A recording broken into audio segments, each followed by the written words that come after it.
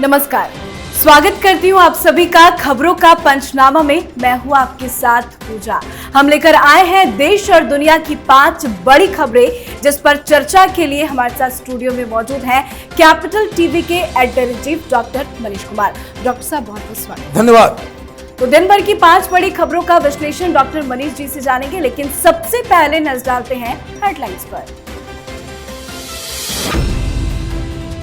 Kundra case में police को मिली बड़ी सफलता। कुंद्रा के खिलाफ गवाही देने को तैयार 4 कर्मचारी। राज कुंद्रा दीवार में छुपा रखे थे काली कमाई के राज। पूछताछ में सीक्रेट अलमारी का हुआ खुलासा। महाराष्ट्र सरकार ने सरकारी दफ्तरों में कर्मचारियों के मोबाइल यूज पर लगाए प्रतिबंध। सरकार ने अपने आदेश में कहा कि अगर किसी को कहीं करनी है बात तो करे लैंडलाइन का इस्तेमाल।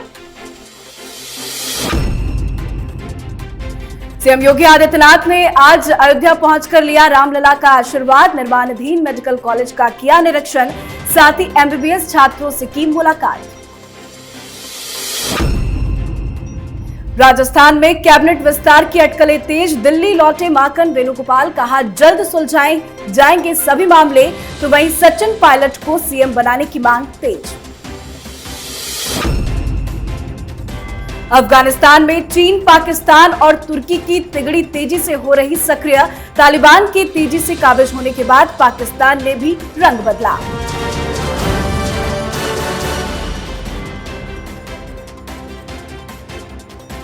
पहली खबर राज कुंद्रा मामले से जुड़ी हुई है। पोर्नोग्राफी मामले में गिरफ्तार शिल्पा शेट्टी के पति राज कुंद्रा की मुश्किलें बढ़ती जा रही हैं। इस मामले में राज कुंद्रा के 4 स्टाफ सरकारी गवाह बनेंगे। इन कर्मचारियों ने मुंबई क्राइम ब्रांच को अश्लील फिल्म रैकेट से जुड़ी सारी जानकारी दी है। पूछताछ में सीक्रेट अलमीरा का सच भी सामने आया। दरअसल राज कुंद्रा के ऑफिस पर मुंबई पुलिस ने फिर से छानबीन की थी। मुंबई पुलिस ने बताया कि राज कुंद्रा के अंधेरी स्थित व्यान और जेल स्ट्रीम के ऑफिस में एक खुफिया अलमारी मिली है। इस अलमीरा से एडल्ट फिल्में बनाने के केस से जुड़े कई अहम सबूत मिले हैं। इसमें क्रिप्टो करेंसी से जुड़े बहुत सारे कागजात भी बरामद हुए हैं। सीक्रेट अलमारी से पुलिस को 51 वीडियोस भी मिले हैं। फिलहाल क्राइम ब्रांच इन तमाम दस्तावेजों की जांच कर रही है। डॉक्टर साहब, आए दिन नए नए खुलासे हो रहे हैं। सीक्रेट अलमीरा का सच और उसके साथ साथ 4 गवाही भी है तैयार। देखिए, ये जो 4 लोग अचानक से कुंद्रा के खिलाफ चले गए, ये ऑलरेडी गिरफ्तार है और इनके ऊपर वही आरोप है जो कुंद्रा के ऊपर आरोप है। अब कुंद्रा तो ये कह रहे हैं कि वो इनोसेंट है। ये 4 लोग सरकारी गवाह बनने को इसलिए राजी हो गए क्योंकि वो जान रहे हैं कि कुंद्रा गलत काम में लिप्त थे। वो अपनी गर्दन बचाने के लिए, अपनी सजा कम कराने के लिए वो सरकारी गवाह बनने को तैयार हुए हैं। अब उनकी गवाही से अचानक से राज कुंद्रा के सारे डिफेंस जो है वो हवा में उड़ गए। वो क्या? सबसे पहली बात कि वो जो अलमारी का जो ठिकाना इन लोगों ने बताया कि 2 दीवारों के बीच राज कुंद्रा ने एक सीक्रेट अलमारी बना रखी है और उसी के अंदर वो सारे सबूत बंद पड़े हुए हैं। जब क्राइम ब्रांच वहाँ पे जाती है तो उनको वो 51 जो वीडियोस जो मिले हैं वो इरोटिका नहीं है, जो अब तक ये लोग डिफेंस में दे रहे थे कि हम पोर्नोग्राफी नहीं करते, हम इरोटिका बनाते हैं, एडल्ट फिल्म बनाते हैं। तो वो जो सीरीज़ वहाँ से जो वीडियोस मिले हैं वो पोर्न के कैटेगरी के हैं, पहली बात।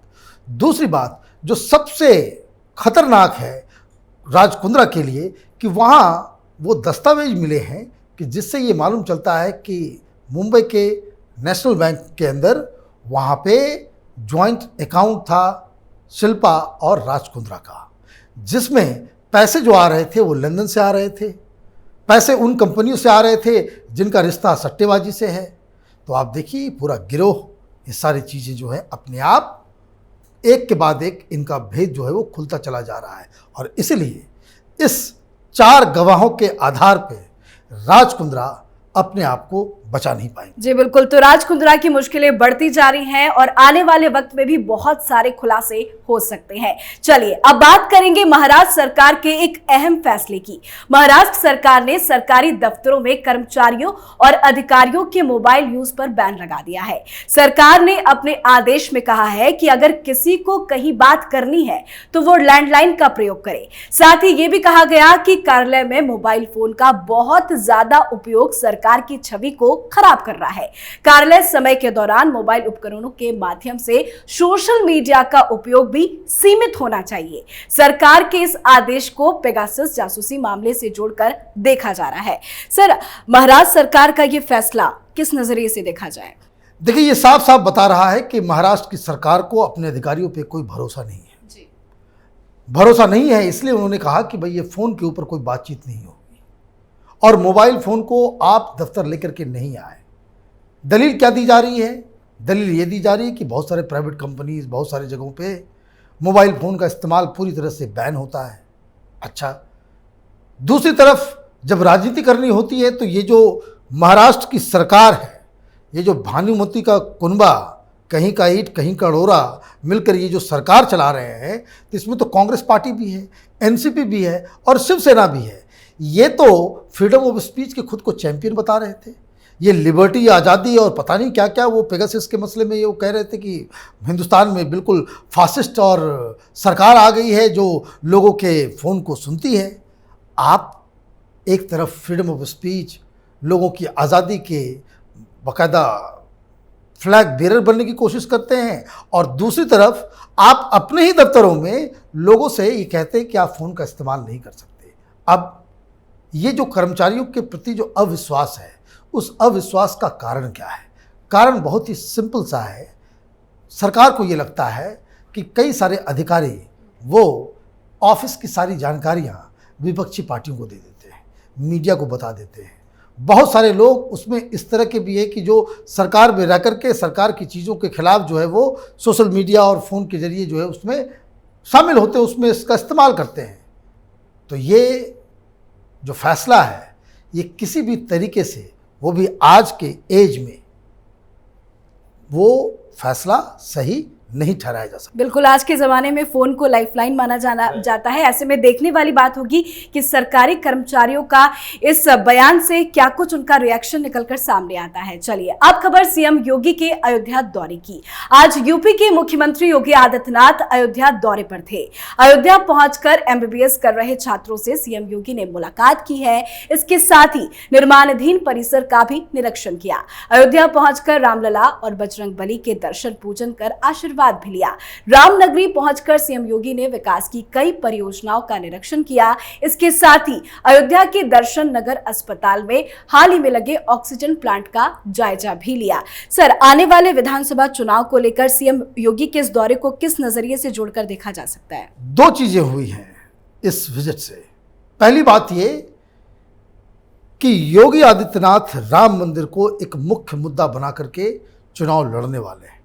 भारतीय जनता पार्टी ये कहने वाली है कि हमने ये वादा किया था कि मंदिर वहीं बनाएंगे और मंदिर वहाँ बन रहा है, और इसलिए बार बार, ये तो अभी पहला ही विजिट है, चुनाव से पहले इस तरह की कई सारे विजिट जो है अयोध्या के अंदर होंगे और सारे बड़े लीडर्स के भी होंगे, ताकि इस बात को एम्फसाइज री-एम्फसाइज किया जा सके कि राम मंदिर भारतीय जनता पार्टी की वजह से वहाँ पे बन रहा है। एक दूसरी चीज़ जो साथ में योगी आदित्यनाथ अपनी इमेज को प्रोजेक्ट करने में जुटे हुए हैं, वो ये कि वो जहाँ जा रहे हैं, आजकल आज ही फैसला आया है कि 75 जो है हॉस्पिटल्स जो है डिस्ट्रिक्ट हॉस्पिटल्स बनाए जाएंगे और बहुत सारी चीज़ें जो है उनका वो एक एक करके वो अपना पिटारा खोल रहे हैं। वो इसलिए कि इस चुनाव में योगी आदित्यनाथ एक विकास पुरुष की तरह खुद को पेश करना चाह रहे हैं। एक तरफ हिंदुत्व और दूसरी तरफ विकास पुरुष का इमेज। ये ठीक वही फार्मूला है जिस फार्मूले पे गुजरात में प्रधानमंत्री मोदी लगातार चुनाव जीतते आए, वो कभी चुनाव हारे नहीं। बिल्कुल, तो अभी तो ये शुरुआत है, आने वाले समय में काफी दौरे और हो सकते हैं। अब खबर राजस्थान कांग्रेस में घमासान की। पंजाब कांग्रेस में सुलह के बाद अब कांग्रेस आलाकमान का पूरा फोकस राजस्थान की ओर दिखाई दे रहा है। इसकी झलक राजधानी जयपुर में नजर आई। कांग्रेस के महासचिव केसी वेणुगोपाल और राजस्थान के प्रभारी अजय माकन के जयपुर पहुंचने के बाद राजनीतिक माहौल गर्मा गया। कैबिनेट विस्तार को लेकर कांग्रेस विधायक दल की बैठक हुई। बैठक से पहले पायलट गुट के नेताओं ने जमकर नारेबाजी की और सचिन पायलट को मुख्यमंत्री बनाए जाने की मांग की। वहीं वेणुगोपाल को सीएम गहलोत से मिलना और इसके बाद विधायकों से मुलाकात करने के सिलसिले ने जल्द ही मंत्रिमंडल विस्तार होने की अटकलों को पुख्ता करने का काम किया है। क्या लगता है सर, जल्द मंत्रिमंडल का विस्तार होगा? देखिए, वहां एक अलग स्थिति पैदा हो गई है। वहां पे मांग क्या किया जा रहा है? लोग कह रहे हैं वहां पे कि पायलट साहब को बनाया जाए मुख्यमंत्री। ये डिमांड आज की नहीं है, ये डिमांड तो उस वक्त की है जब चुनाव वहाँ पे हो रहे थे। चुनाव का नतीजा आया, कांग्रेस पार्टी जीत गई। कांग्रेस पार्टी जीत गई तो जिस हिसाब से राहुल गांधी, प्रियंका वाड्रा, इन लोगों ने पायलट साहब को ये कहा था कि चुनाव जीतने के बाद आपको मुख्यमंत्री बनाया जाएगा, नए युवा लीडरशिप के हाथ में राजस्थान को दिया जाएगा। लेकिन उस वक्त ये हुआ, ये 2018 में चुनाव हुए थे, कभी एक साल बाकी है, लोकसभा चुनाव है और इसलिए राजस्थान में पिछली बार एक भी सीटें हमें नहीं आई। इसलिए एक ऐसा मुख्यमंत्री होना ज़रूरी है जो एक्सपीरियंस्ड हो और इसी दलील के आधार पे कांग्रेस पार्टी ने गहलोत साहब को मुख्यमंत्री बना दिया, जो डिजर्विंग कैंडिडेट था, जिससे कांग्रेस पार्टी ने वायदा किया था, जिसने 3 साल तक राजस्थान के कोने कोने में जाकर कांग्रेस पार्टी को बकायदा उन पाटिल साहब ने उसे रिवाइव किया था। ऐन मौके पे उनका नंबर काट दिया गया। अब लोकसभा चुनाव हुए, लोकसभा चुनाव में फिर 0 सन्नाटा, एक भी सीटें नहीं आई कांग्रेस पार्टी को। उस वक्त से ही पायलट साहब ये कह रहे हैं कि आपने हमें वादा किया था, लेकिन उस वक्त चूंकि एक बड़ा प्रकल्प था कि लोकसभा में चुनाव, प्रधानमंत्री, सरकार बदलने का एक कांग्रेस पार्टी ने बीड़ा उठा रखा था, उस वजह से हमने आपकी बात मान ली थी, लेकिन उससे कोई फर्क पड़ा नहीं, सीटें फिर भी नहीं आप जीत सके। तो अब जो आपने वादा किया था तो वो वादा पूरा करने का समय आ गया। इसलिए 2 बार बहुत सारी गतिविधियां हुई। अब एक कॉम्प्रोमाइज़ फार्मूला तो बन गया है, लेकिन अभी भी 30 बाकी है। आपने अपने खबर में बताया कि पंजाब में सुलह, पंजाब में एक अरेंजमेंट हुआ है कि सिद्धू अध्यक्ष रहेंगे, कैप्टन साहब मुख्यमंत्री रहेंगे। ये एक अरेंजमेंट है, ये सुलह नहीं है। ये अरेंजमेंट कब तक चलेगा, ये भी आगे देखने वाली बात है। तो पंजाब के बाद अब राजस्थान में भी जो बयानबाजी चल रही है, रस्साकस्सी चल रही है, वो भी तेज होती नजर आ सकती है। चलिए अब नजर डालते हैं आखिरी खबर पर। अमेरिकी सेना की अफगानिस्तान से तेजी से हो रही वापसी के बीच चीन, पाक और तुर्की की तिगड़ी तेजी से सक्रिय हो रही है। तालिबान के तेजी से काबिज होने के बाद पाकिस्तान ने भी रंग बदलना शुरू कर दिया है। वो अमेरिका और पश्चिमी देशों का सहयोगी देश बन शांति प्रयासों का नाटक कर रहा था। अब उसका असली चेहरा सामने आ गया है। एक रिपोर्ट के अनुसार वर्तमान में पाकिस्तान को खराब आर्थिक स्थिति में अमेरिकी सुरक्षा कवच की जरूरत है। ऐसी स्थिति में भी वो चीन और तुर्की के साथ ही आगे बढ़ रहा है। सर, पाकिस्तान का हमेशा से गिरा है, वो रंग बदलता रहता है और एक बार फिर से ये देखने को मिला। देखिए, जो अफगानिस्तान में जो स्थिति पैदा हो रही है, ये एक दुनिया के लिए सिरदर्द बनने वाला है। दुनिया के किसी भी एक इतने बड़े मुल्क में अच्छा खासा एरिया है अफगानिस्तान का, ये पूरा का पूरा एरिया किसी आतंकी संगठन के हवाले कर दिया जाए, ये पूरी दुनिया के लिए एक बहुत बड़ी चुनौती हो जाएगी।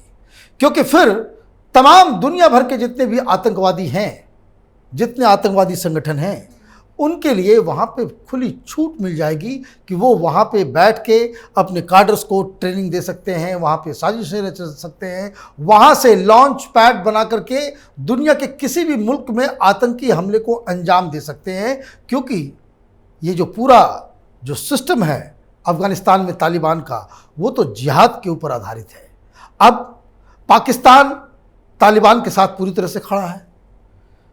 तुर्की को अफगानिस्तान की सरकार के साथ एक करार हुआ था कि काबुल के एयरपोर्ट की सुरक्षा उसकी जिम्मेदारी होगी, लेकिन पाकिस्तान और तुर्की में बहुत घनिष्ठ मित्रता है, इसलिए उसका रंग भी बदल रहा है। अब इसमें मेन प्लेयर जो आ रहा है वो चीन है। तालिबान ने यह घोषणा की है कि अगर जब हम काबुल पे पूरी तरह से कैप्चर कर लेंगे, हमारी सरकार बन जाएगी, तो चीन को वो खुली छूट दे देंगे कि वो अफगानिस्तान में आए, इंफ्रास्ट्रक्चर बनाए और यहाँ पे विकास के काम में सहयोग करे। ये एक अलग बात है। अब देखिए कि तालिबान की सरकार माने आतंकी संगठन की सरकार बनेगी, उस पे पाकिस्तान और तुर्की ने भी इस तरह की सहमति बना ली है कि अगर जैसे ही वो वहाँ पे काबिज होता है सत्ता के ऊपर, हम उन्हें लेजिटिमेसी दे देंगे, हम उन्हें रिकॉग्नाइज कर देंगे।